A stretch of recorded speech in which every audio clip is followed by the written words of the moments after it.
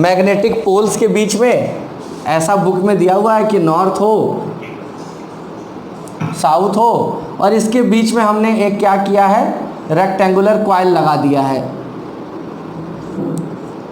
ठीक है, और जैसे ही इसमें हम करंट फ्लो कराते हैं इसमें एक टर्निंग इफेक्ट आता है। यही था स्लोप, मोटर का था ये तो। हाँ, मोटर।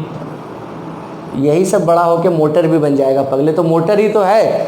कोई भी चीज़ जो रोटेशन बना दे करंट को, यानी कि इलेक्ट्रिकल एनर्जी को मैकेनिकल एनर्जी में कन्वर्ट करे, वो मोटर हो गया। तो मोटर भी है ये। ठीक है, अभी इसमें क्या था, क्यों ऐसा हो रहा था, क्योंकि इसके दो आर्म पे, यानी कि सपोज करो फॉर एग्जांपल, मैं चेक नहीं कर रहा हूँ, इधर वाले पे इधर फोर्स लग रहा है और इधर वाले पे इधर फोर्स लग रहा है, ऐसा ही था। तो ये टर्न हो रहा था, और इसी पे हमने क्या किया था साहब, एक कुछ ऐसा लगा दो इसके ऊपर, एक कांटा वाटा सा लगा दो पॉइंटर, और इधर स्केल रख दो, तो ये पॉइंटर घूम के आपको करंट की स्ट्रेंथ बता देगा। तो फटाफट कोई मुझे इसका फॉर्मूला बताएगा क्या, इसका फॉर्मूला टॉर्क का क्या आया था?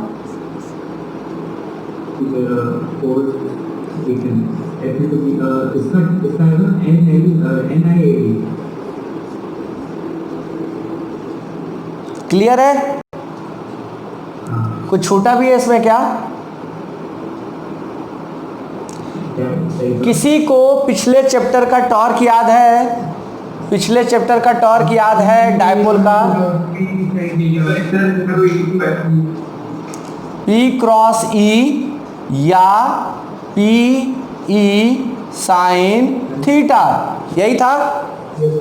P क्या था इसमें? डायपोल मोमेंट और इलेक्ट्रिक फील्ड का क्रॉस प्रोडक्ट होता था। यहाँ भी वही है, यहाँ भी वही है, आपको दिख नहीं रहा, यहाँ भी ये है M B sine theta. B is magnetic field, M is this, NIA is M, and M is dipole magnetic dipole moment या simply magnetic moment. So torque is equal to M cross B। एकदम वैसा ही दिख रहा है क्या, same to same? ये homologous है उसी का। ठीक है, फर्क क्या है कि ये वाला फार्मूला हम पढ़ेंगे इस चैप्टर के नेक्स्ट वाले चैप्टर में, नेचुरल मैग्नेटिज्म वाले चैप्टर में हम ये फार्मूला पढ़ेंगे, जबकि इस वाले चैप्टर में इलेक्ट्रोमैग्नेटिज्म वाले चैप्टर में हम ये फार्मूला पढ़ेंगे, torque is equal to N is number of turns, I is the amount of current flowing, A is area of the coil, B is magnetic field, area of the coil. फिर से हाँ, ये अगर मान लो ये length है L और ये विड्थ है B, तो area is equal to LB। ठीक है, वो हमने किया था, अगर उसका रिकैप कहते तो उसका भी रिकैप कर देता हूँ। उसका रिकैप ऐसे था कि टॉर्क जो कि श्लोक बोल रहा था उसको कर देता हूँ फटाफट 2 मिनट में।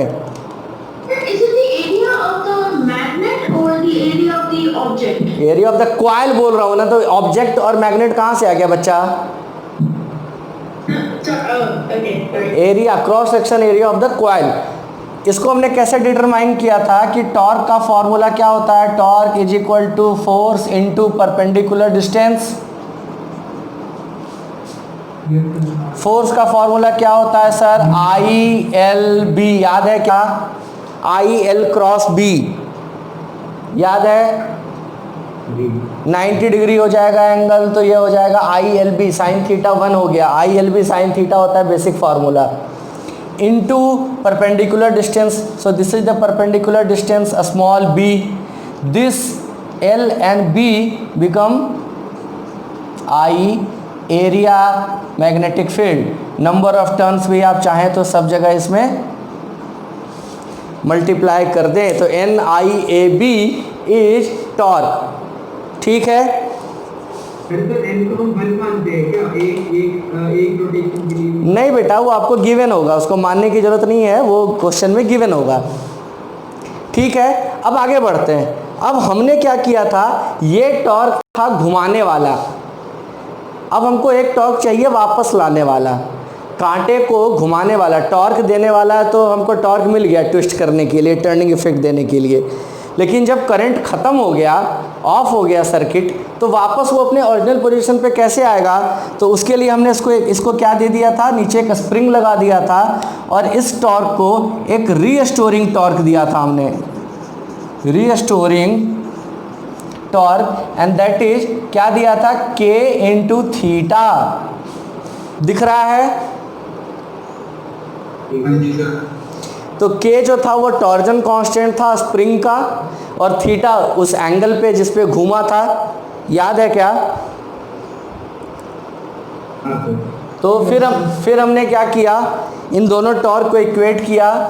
तो एक आ गया था NIAB, दूसरा था K into theta. So theta is equal to था NIAB अपॉन K। स्प्रिंग का फैक्टर है, हर स्प्रिंग का टॉर्जन कांस्टेंट आप जानते हैं, है ना? आपने स्प्रिंग पढ़ा था 11th में, तो वहाँ force is equal to minus KX, potential energy 1/2 KX square. तो जो K था वो स्प्रिंग का था, स्प्रिंग फैक्टर भी बोलते हैं इसको। हाँ मुझे लग रहा है, तो मैं दोबारा से लिख देता हूँ, लिख दे रहा हूँ। तो NIAB is equal to K into theta, hence theta is equal to this is restoring torque and this is main torque, घुमाने वाला टॉर्क। तो theta is equal to K नीचे ले आए, क्या हो गया, NIAB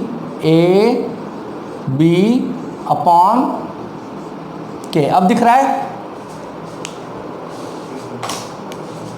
अरे नहीं दिख रहा है तो बोल दो, नहीं दिख रहा है भाई, दोबारा लिख दूंगा। दिख रहा है।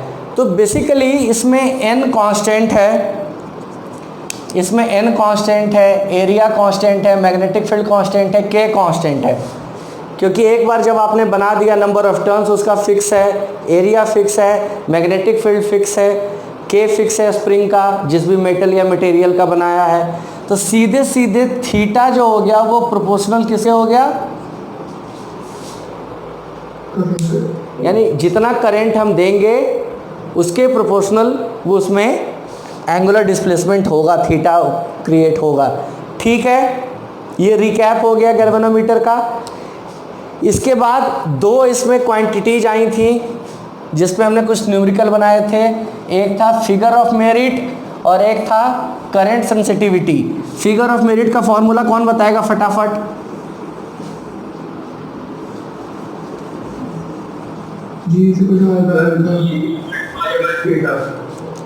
G is equal to I by theta, और करंट सेंसिटिविटी इज उल्टा 1/G, means theta upon I।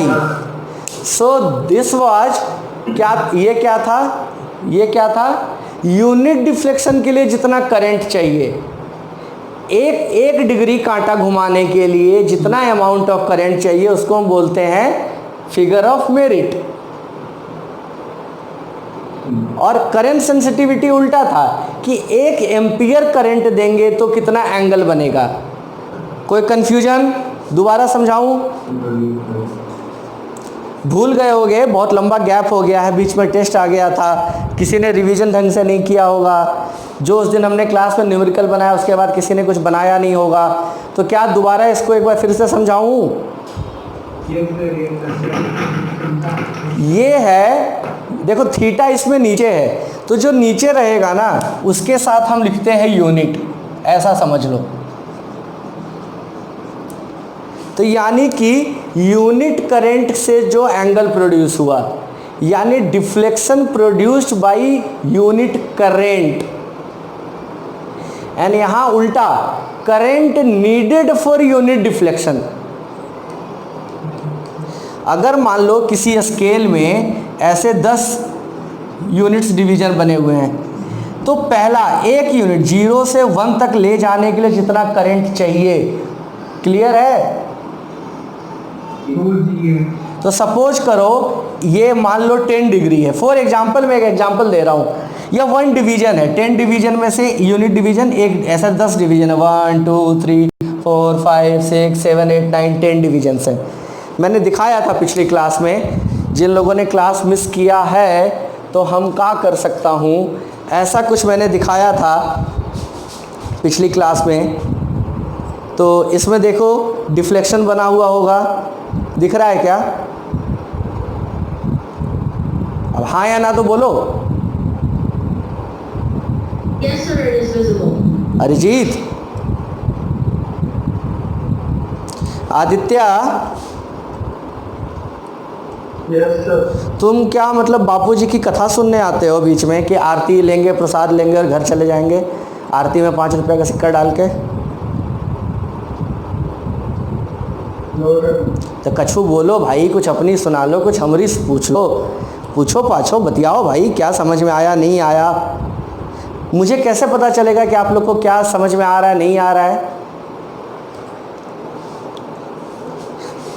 तो किसी भी मीटर में एक डिफ्लेक्शन, यूनिट डिफ्लेक्शन पैदा करने के लिए जितना करंट चाहिए, सो this is current needed for unit deflection and this is deflection produced by unit current, इसलिए एक दूसरे का रेसिप्रोकल है।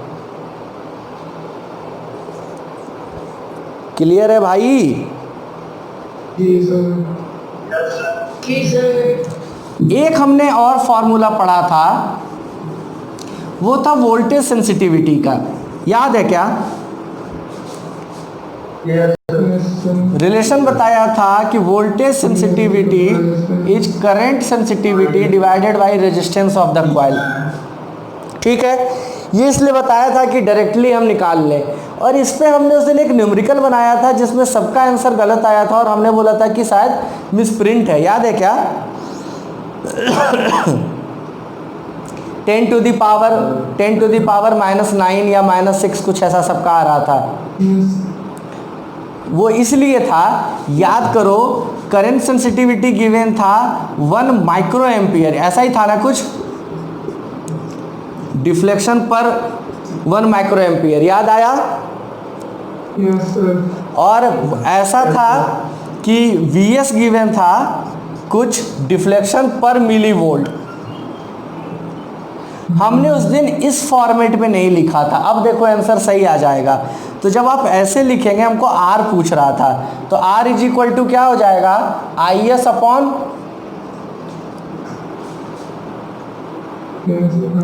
है ना? तो IS क्या है? 1 अपॉन माइक्रो एम्पियर, समझ में आया क्या? यानी कि 1 upon 10 to the power -6 divided by 1 upon 10 to the power -3।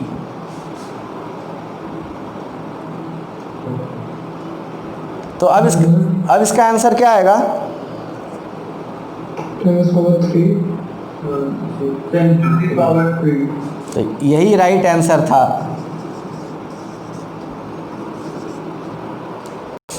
समझ में आया उस दिन हम क्या गलती कर रहे थे? हम दोनों को ऊपर रख रहे थे, स्पर्श स्पर्श, Yes, sir. समझ में आया? Yes, sir. We क्योंकि- did this yesterday. I was there. गलती की थी, हम सबने गलती की थी, और सबसे पहले आपने आंसर दिया था, तो आपने गलती की थी सबसे पहली।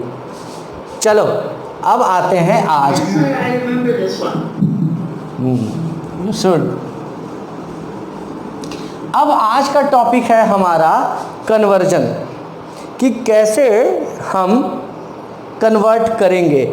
और किसी ने पढ़ा होगा, पता नहीं पढ़ा होगा कि नहीं पढ़ा होगा, अरिजीत भैया बोल रहे थे कि वोल्ट मीटर में हम क्या करते हैं, सीरीज में रेजिस्टेंस लगा देते हैं, यानी कि गैल्वेनोमीटर के सीरीज में रेजिस्टेंस लगा देंगे RS, तो ये पूरा जो है, ये पूरा बन जाएगा वोल्ट मीटर। और इसी गैल्वेनोमीटर के अगर हम शंट में यानी पैरेलल में रेजिस्टेंस लगा देंगे, तो ये डिवाइस जो है ये पूरा बन जाएगा एमीटर। ठीक है, इतना सबको पता है। मेरा सवाल था लास्ट क्लास में कि ऐसा हम क्यों करते हैं, क्यों? एमीटर और मिनिमम रेजिस्टेंस जो है इससे करंट एकदम सेंसिटिविटी का एकदम वैसे है, तो मिनिमम रेजिस्टेंस रखने की कोशिश करते हैं। तो मिनिमम रेजिस्टेंस रखने के लिए पैरेलल में अगर आप बहुत छोटा रेजिस्टर लगा दोगे तो उसकी वैल्यू छोटे में रेजिस्टर से भी कम आती है। हाँ बिल्कुल, करंट काफी सेंसिटिव, अगर थोड़ा चेंज भी होता है आपको समझ एकदम डिटेक्ट कर सकते हो आप। ठीक है, थोड़ा मैं समझाता हूँ, सही बोल रहे हो, लेकिन उसमें एक पॉइंट छूट रहा है, समझना ध्यान से। इसका पर्पस क्या है? वोल्टेज मेजर करना। इसको हम लगाते कैसे हैं? सर्किट में कैसे लगाते हैं? In parallel. In parallel. इसका क्या काम है? Current and in series. Current लेना, और लगाते सीरीज में है। यही इसका आंसर है, ध्यान से देखना। वोल्ट मीटर वोल्टेज मेजर करने के लिए क्या फॉर्मूला यूज करेगा भाई साहब? Simple Ohm's law, I into R. R मतलब effective resistance of whole device, मतलब वोल्ट मीटर का टोटल रेजिस्टेंस इनटू करंट। लगाते हैं हम पैरेलल में है, इसका मतलब क्या है साहब कि बहुत छोटा सा भी करंट गुजरेगा तो जो वोल्टेज ड्रॉप होगा वही मेन सर्किट का वोल्टेज ड्रॉप होगा। दो पैरेलल रेजिस्टेंस है तो दोनों का वोल्टेज ड्रॉप तो सेम होगा ना, रिगार्डलेस कि क्या करंट फ्लो कर रहा है। इसमें हो सकता है बहुत करंट, मतलब ऐसा हो सकता है कि 90% इसमें फ्लो करे, 10% इसमें फ्लो करे। बात समझ में आ रही है क्या? Yes, sir. Somewhat. Sir, सो एक मिनट लेट मी कंप्लीट पहले पूरा। तो बेसिकली हम चाहते हैं कि वोल्ट मीटर में कम करंट जाए, क्योंकि कम करंट से भी वो वोल्टेज ड्रॉप मेजर करके दे देगा। उसको ज़्यादा हैवी करंट की रिक्वायरमेंट नहीं है, क्योंकि ज़्यादा करंट ले लेगा तो जो मेन सर्किट है वो डिप कर जाएगा, वो ट्रिप कर जाएगा। एक दूसरा, अगर हम इसमें चूँकि सब करंट इसी में से होके जाना है तो ये गैल्वेनोमीटर हमारा फूक जाएगा। तो हम दोनों पर्पस में चाहते हैं कि कम करंट फ्लो करे डिवाइस से। क्लियर? तो कम करंट फ्लो करके ये वोल्टेज ड्रॉप भी बता देता है भैया थोड़ा सा चक के, और हमारा गैल्वेनोमीटर भी बच जाता है। इसलिए इसमें इफेक्टिव रेजिस्टेंस हमेशा हम बढ़ा रखते हैं। क्लियर? तो मतलब यहाँ पे जो वोल्टेज ड्रॉप होगा, क्या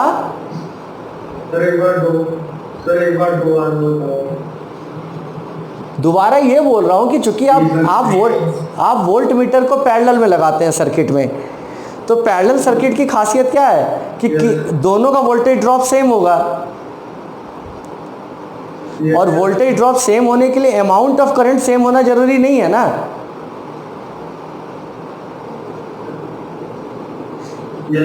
तो इसका रेजिस्टेंस हैवी कर देते हैं, हम सीरीज में लगा रहे हैं, तो यहाँ पे इफेक्टिव रेजिस्टेंस क्या हो जाएगा? G प्लस RS, जो कि गैल्वेनोमीटर के रेजिस्टेंस से कई गुना बड़ा रेजिस्टेंस हो जाएगा। बड़ा रेजिस्टेंस करके हम चाहते हैं कि इस वाले में से करंट कम फ्लो करे इस पाथ में, तो उससे दोनों फायदा हो जाता है। वोल्ट मीटर वोल्टेज भी बता देता है और गैल्वेनोमीटर जलने से भी बच जाता है। ठीक है, अब आते हैं इस पे एमीटर पे। एमीटर में क्या है कि हम चाहते हैं कि मैक्सिमम करंट कहाँ फ्लो करे? एमीटर में से, क्योंकि इसका काम ही है करंट मेजर करना। तो इसको तो ये तो चाहेगा ना कि सारा करंट मुझ में से होके जाए, वरना ये करंट की रीडिंग गलत बता देगा। क्लियर? तो जब सारा करंट इसी में से होके जाएगा तो इस पूरे डिवाइस का इफेक्टिव रेजिस्टेंस बहुत कम होना चाहिए।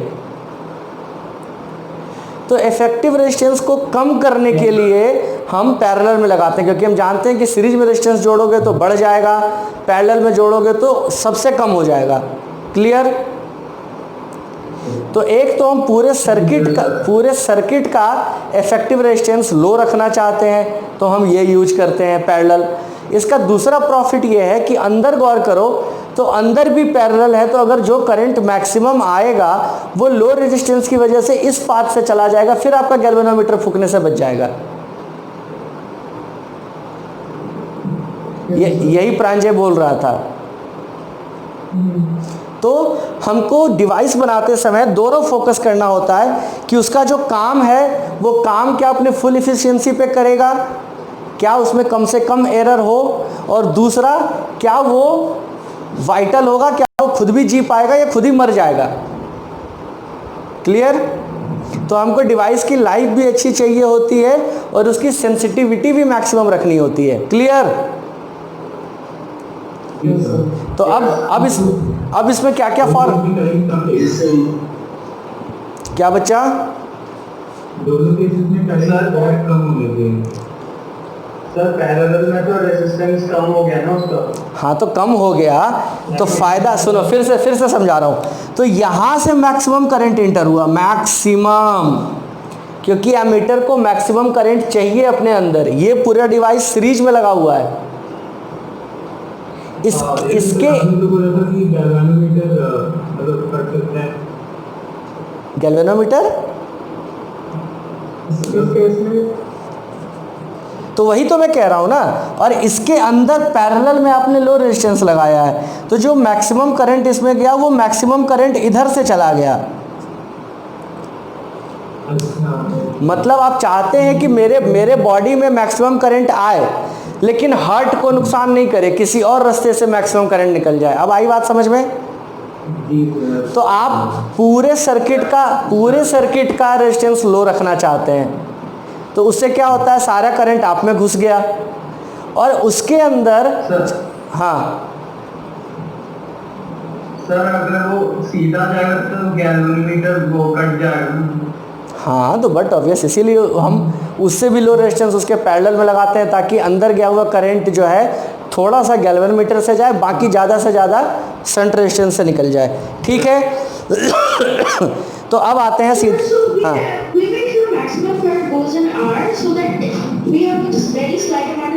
यस यस यस यस, अरे वाह वाह, जी सर।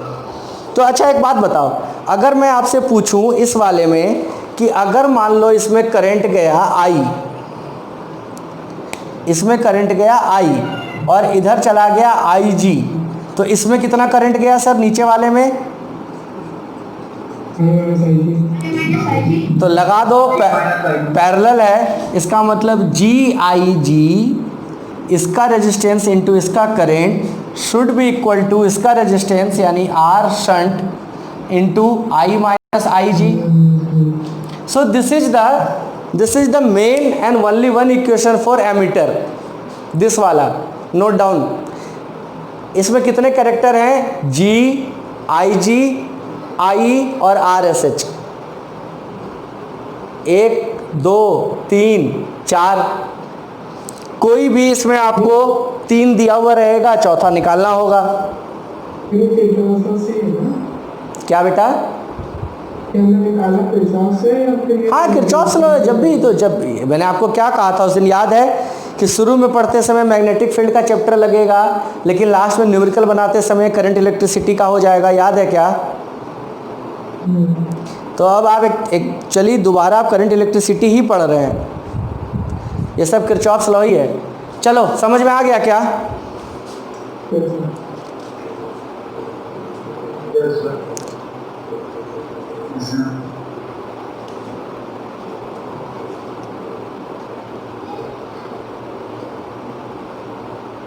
और इसी तरीके से इस वाले का क्या हो जाएगा सर?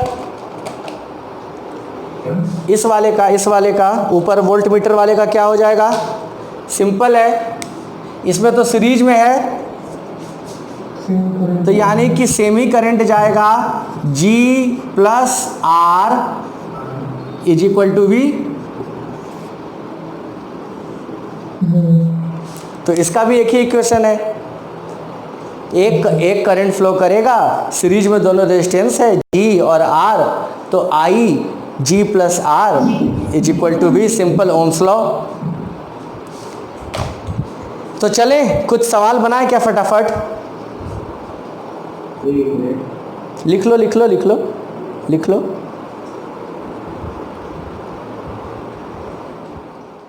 पैरेलल पाथ से, क्लियर? तो इसका एक ही इक्वेशन बनता है बेटा, आई जी इंटू जी पैरेलल है तो current into resistance is equal to current remaining current into resistance. ठीक है।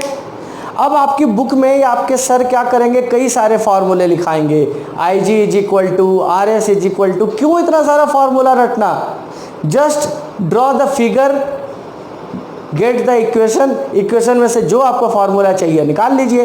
क्या मैं गलत बोल रहा हूँ?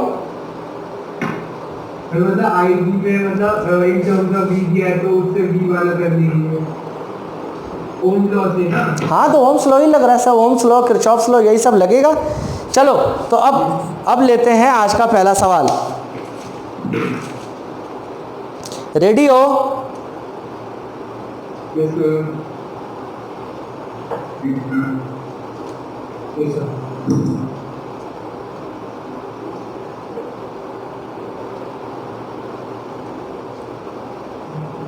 चलो एक आसान सा सवाल पहले लेते हैं, लिखो।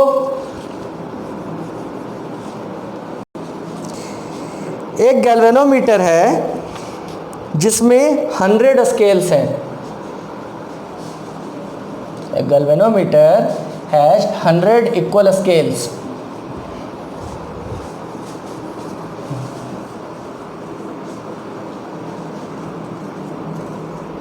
Yes sir. तो क्या क्या गिवन है, पहले तो 100 स्केल्स हैं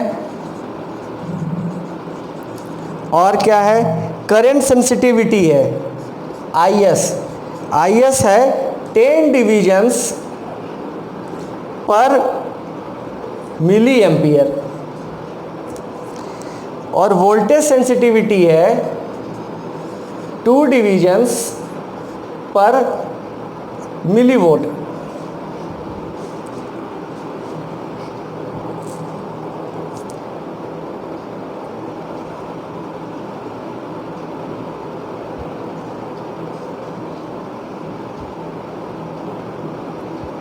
कह रहा है कि इसमें क्या हम करें ताकि इसको 5 एम्पियर करंट मेजर करने लायक हम बना सकें एमीटर।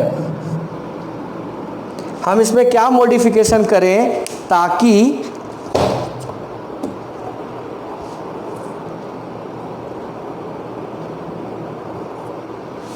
क्लियर है? ताकि इसको हम 5 एम्पियर मेजरमेंट वाला एमीटर बना सकें। ये ऊपर वाला सब गैल्वेनोमीटर के स्पेसिफिकेशन है, ये गैल्वेनोमीटर है। इसको हमें क्या ऐड सब्सट्रैक्ट पैरेलल सीरीज करें ताकि ये 5 एम्पियर करंट तक मेजर कर सके। तो मैक्सिमम 5 एम्पियर होगा ना, 1 से 5 एम्पियर तक का होगा। पहले बेसिक बात, पहले इसको सॉल्व करो। आप लोग को नहीं लग रहा कि इसमें कुछ सॉल्व करने लायक चीज़ है अभी? ये तो आगे जाएगा।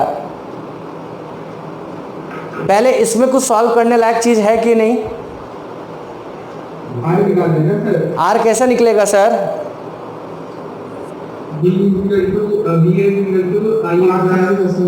लेकिन सर देखो ना, दोनों का दोनों अरे आराम से, दोनों के डिवीजन अलग अलग है, तो दोनों को पहले यूनिटरी मेथड में लाओ, दोनों को 1 डिवीजन करो।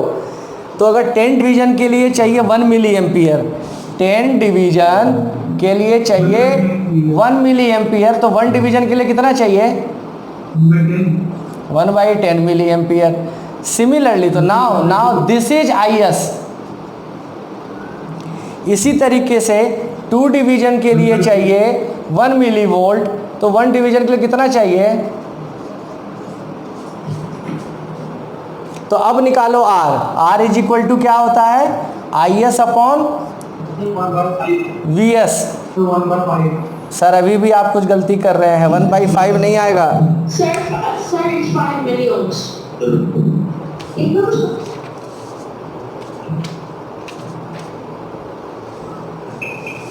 तो R इज इक्वल टू आएगा 5। तो 1/5 नहीं आएगा? नहीं सर, नहीं आएगा ना सर, क्योंकि आप भूल गए, अभी तो सिखाया था। IS होता है डिवीजन, फिर वही गलती कर रहे हो, ये डिवीजन पर मिली एम्पियर है, डिवाइडेड बाई डिवीजन पर मिली वोल्ट, याद आया क्या? और यहाँ 10 है, यहाँ जरूरत क्यों है? क्या ये यूनिटरी करने की जरूरत क्या है? वो 10 डिवीजन पर मिली एम्पीयर और वो क्या? आगे सब्जेक्ट की वैल्यू का है। हाँ तो अगर इसके तो ऐसे एक मिनट बहुत अच्छा सवाल। तो फिर इसको करो 10 डिवीजन के लिए, यानी कि इसको 10 डिवीजन 2 डिवीजन के लिए चाहिए 1 मिली वोल्ट, तो यानी 10 डिवीजन के लिए इसको कितना चाहिए? 5 मिली वोल्ट। अब ऐसे कर लो, एक में तो लाओगे ना।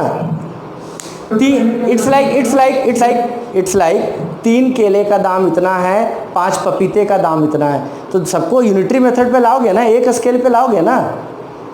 तो मैंने किसी को फॉर्मूला में अगर 2 का 1 की टर्म से 2 का 10 to 1 minus divided by r नहीं 1 में 5 से काट गया। हाँ, कैसे 5 आ गया? वो आ गया संयोग से बेटा, वो गलत था।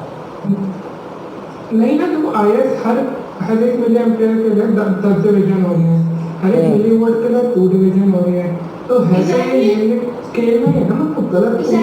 हाँ तो एक मिनट तो यहाँ पे जो, अरे सुन तो लो मेरी बात, तो यहाँ पे क्या आ गया? 5 डिवीजन आया ना। अच्छा, डिवीजन कट गया और आप कह रहे हो कि हाँ सही है। अरे बाबा सही समझ गया, ठीक है। तो R इज इक्वल टू आ गया 5 ओम। 5 millions. नहीं Millions. नहीं, दोनों जगह मिली है। ओम होगा Oh yeah, milli that. Okay, हाँ, yes. तो 5 ओम, ठीक है। अब आगे चलते हैं। अब कह रहा है कि आपको ये मिल गया क्या? आपका फॉर्मूला क्या होता है? याद करो तो, एमीटर का फॉर्मूला क्या आया था? I G is equal to I minus I G into R. Yes sir. तो ये आई जी कितना रहेगा?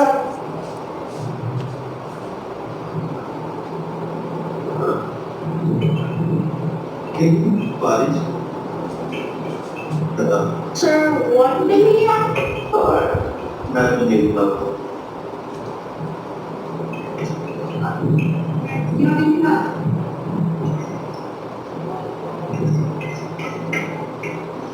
तब तक जी निकला तो आई की का निकलेगा। निकलेगा ना बेटा। 10 डिवीजन के लिए है 1 मिली एम्पियर, तो 100 डिवीजन के लिए कितना होगा? I G is equal to 10 milliampere. 10 division 1 milliampere आपको दिया हुआ 100 स्केल्स, तो यानी 10 मिली एम्पियर पूरा हो जाएगा। yeah, 10 million makes sense. ठीक है, तो आई जी मिल गया। आई आपको 5 एम्पियर दिया हुआ है, जी आपने निकाल ही लिया। ये एक्चुअली जो 2 को मल्टीप्लाई करेंगे मिलियन को, एक्चुअली जो ये आर निकला था ये हमारा जी था बेसिकली, तो आपको आर निकालना है। हाँ निकालो।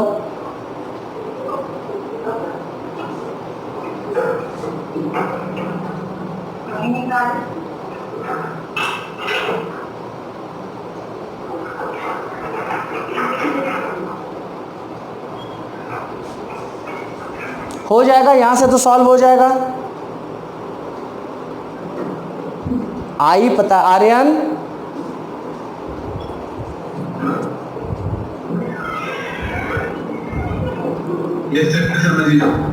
अच्छा, श्लोक? वाह, तो अगला सवाल लेते हैं फिर, क्यों टाइम वेस्ट कर रहे हैं?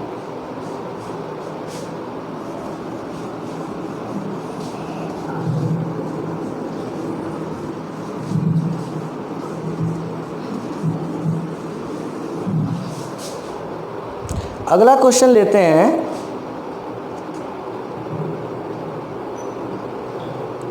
ये थोड़ा सा मैं चाह रहा था हल्का लेने, लेकिन नहीं मिलेगा तो क्या करूँगा।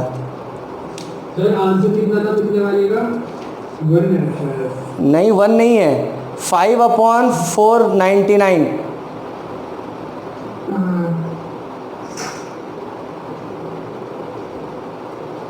Wait, sir, we have to find G, right? हाँ, we got the G. Sir, we got the G was actually 5 ohm. इस टॉपिक में आर हमको एक्सटर्नली कनेक्ट करना है। 5 ओपन करेंगे इसलिए होगा। तो 5/499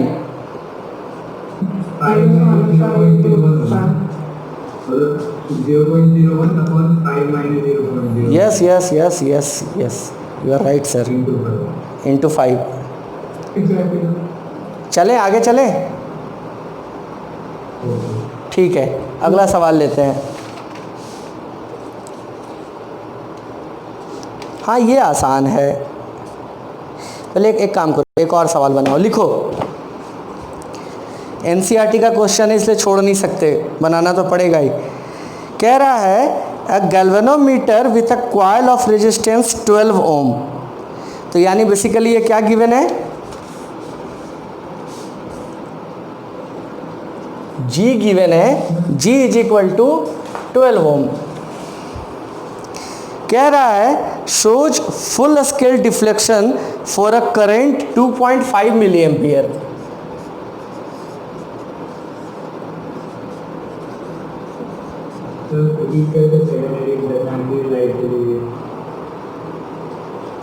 तो क्या करूं, 25 और 2.5? 2.5। Okay sir. तो इसमें दो क्वेश्चन है, एक इसको कन्वर्ट करना है एमीटर में 0 to 7.5 एम्पियर करंट मेजर कर सके ऐसा एमीटर बनाना है, या 0 से 10 वोल्ट मेजर कर सके ऐसा वोल्ट मीटर बनाना है।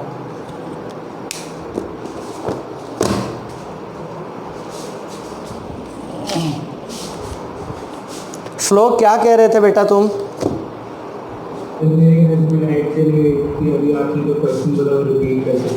अभी अभी जो बोला यही ना, बोर्ड पे लिखा हुआ है। एक गैल्वेनोमीटर है जिसका टोटल रेजिस्टेंस है 12 ओम, जिसमें फुल स्केल बोले मतलब आपको क्या गिवन है, कंप्लीट करंट गैल्वेनोमीटर कितना बेयर कर सकता है वो करंट की वैल्यू की, मतलब आईजी गिवन है, समझ में आ गया? तो वो गिवन है full scale current is 2.5 milli ampere. इसको कन्वर्ट करना है एक एमीटर में जिसका रेंज हो 0 से 7.5 एम्पियर, बी एक वोल्ट मीटर जिसका रेंज हो 0 से 10 वोल्ट। और मैं चाहता हूं कि ए बनाएगा Arijit and Aditya, and B बनाएगा स्पर्श एंड क्या नाम है, आर्यन। मतलब सब बनाएंगे लेकिन मुझे आंसर इन दोनों का चेक करना है। सर एक बार क्वेश्चन रिपीट कर सकते हैं? ठीक है sir.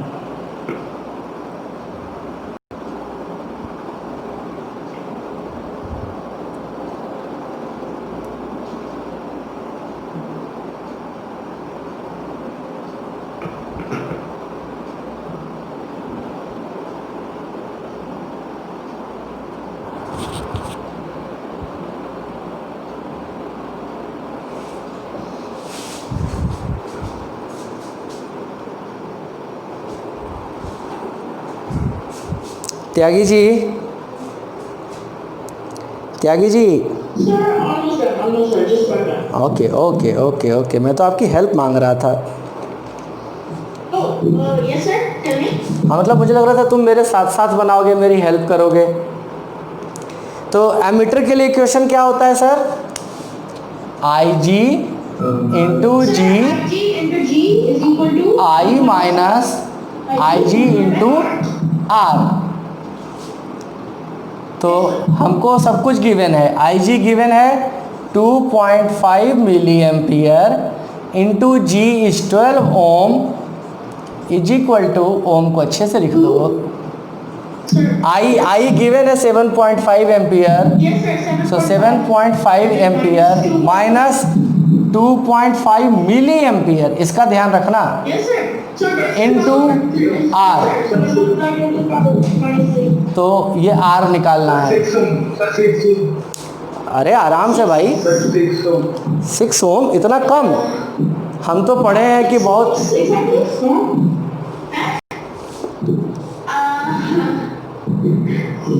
Okay, sir, personally, I was getting about 240 ohms.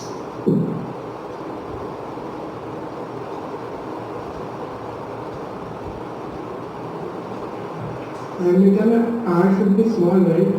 240 is too much. Now that makes sense. See, कितना 12 कितना आ रहा है? divided by 25. आंसर इज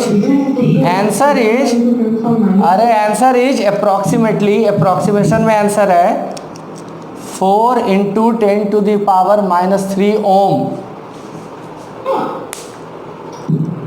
तो रहेगा ना यार, तुम लोग कैसे सॉल्व कर रहे हो? वही होगा ना सर, ये मिली एम्पियर को कन्वर्ट नहीं कर रहा है। हाँ भाई, तो करो ना। ये हो गया कितना? 2.5 milli ampere into 12 ohm is equal to, ये कितना हो गया? मिली में करेंगे तो इसको क्या करेंगे? 1000 से मल्टीप्लाई करेंगे। 7500 milli ampere minus 2.5 milli ampere Oh, that explains it. Yes, sir. Yes, sir. I fixed it. Into R.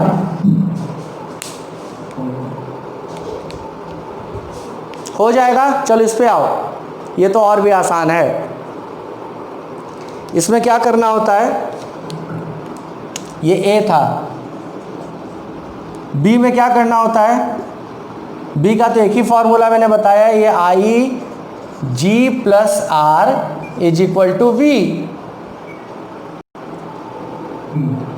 तो आई मतलब यहाँ पे आई जी है, यही करंट, इससे ज़्यादा करंट ये ले नहीं सकता है। 2.5 milli ampere into G is 12 ohm, 12 plus R, R निकालना है, इज इक्वल टू 10 वोल्ट।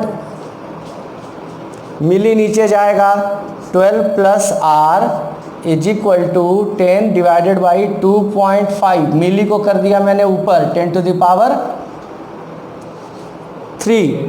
तो 2.5 इंटू 4, तो ये हो गया 4000। इसमें से ये 12 घट गया, तो R इज इक्वल टू 12 घट गया तो कितना हो गया?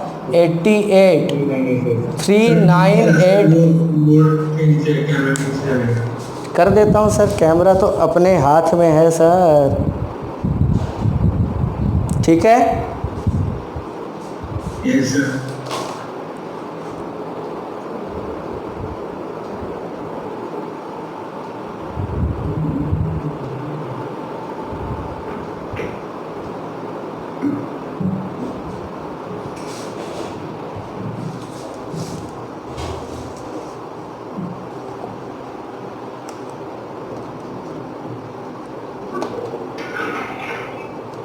हो गया, मिटा दो इसको।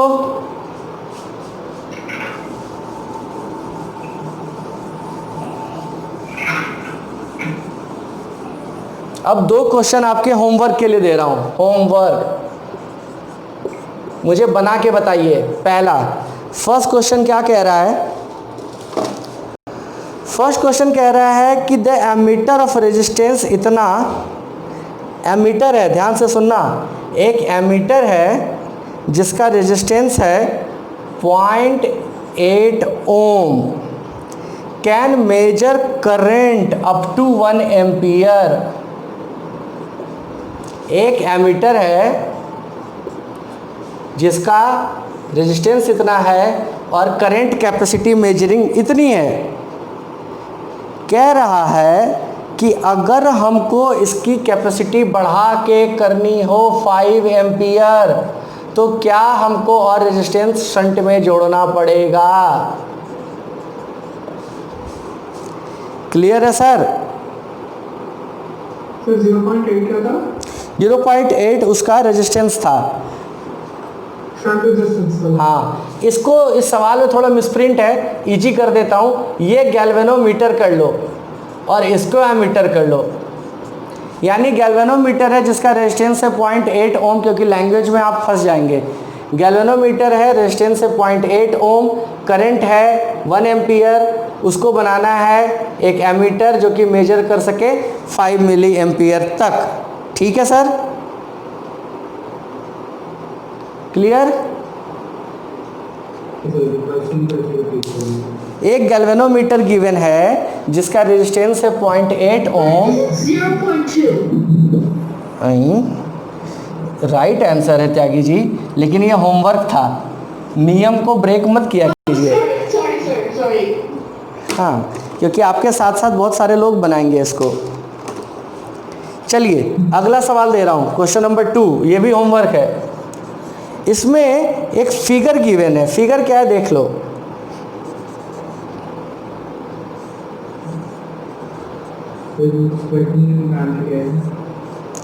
क्या रेजिस्टेंस ऐड करोगे और क्या, shunt resistance.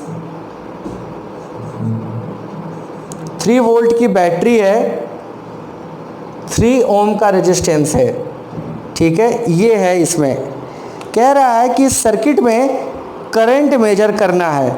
What is the value of current if ammeter is a galvanometer. कह रहा है कि इस एमीटर का रीडिंग क्या होगा अगर ये एमीटर एक गैल्वेनोमीटर से मिलके बना है जिसका G है 60 ओम।